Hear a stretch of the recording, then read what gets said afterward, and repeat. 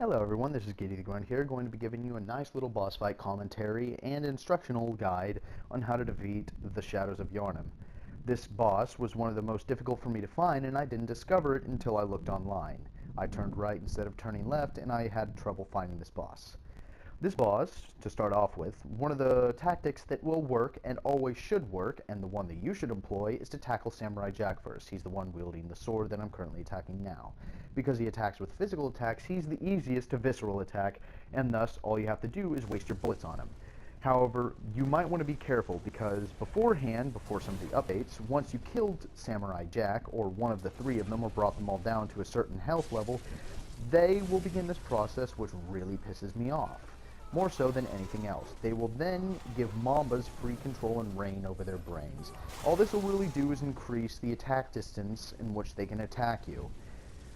Their swords will have longer reach, like right there, as they will allow the snakes to take place as their hands. Continue to attack Samurai Jack, however, approach him with caution, as the Flame Swordsman will become more and more aggressive in attacking you. Because of this, it makes it more difficult to visceral attack this guy because he will defend his bitch. The Flame Swordsman, despite the fact that he does not do as much damage, is still a considerable opponent.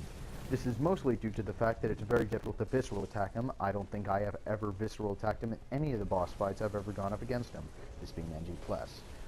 Now, if the mage is giving you trouble, mostly because he constantly attacks, and which can offset some of your attacks, and their combo attack, Wombo Combo, can easily wreck you depending on your vitality. What you want to do is get up close to this grave, or obelisk if you want to call it, I call it that, and simply Wombo Combo this guy right here.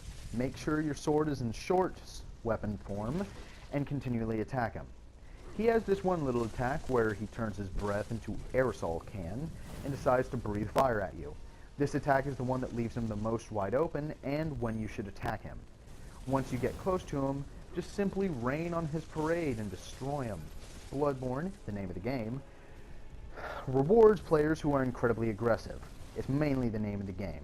You want to be incredibly aggressive. However, don't forget the mages there, because his long-range attacks, they time them perfectly so that way they can defend one another. Don't antagonize him from a distance, because he'll simply launch a long-range attack at you, and when combined with the mage's abilities, it can also kill you. This is something that I didn't realize when I got close to the final and antagonized me endlessly. Once you've taken down the Flame Swordsman, the mage will begin this final little process where he summons snakes from underneath the ground. They are very difficult to dodge and will deal you a significant amount of damage, so you always want to make sure you're healed up if he begins this attack. He will simply place his hands down and a red magic thing will appear around him. A way to avoid this is simply stick close to him. Because he's a long-range fighter, if you get too far from him, he'll either launch flames at you or he'll spam this attack. As a close-range fighter, he's not very powerful. Well, he does a lot of damage, but he's not very quick, and you can easily defeat him with your heavy weapons. Just simply spam and destroy him until the fight is over. This has been Giddy the Grunt. Peace out, brothers.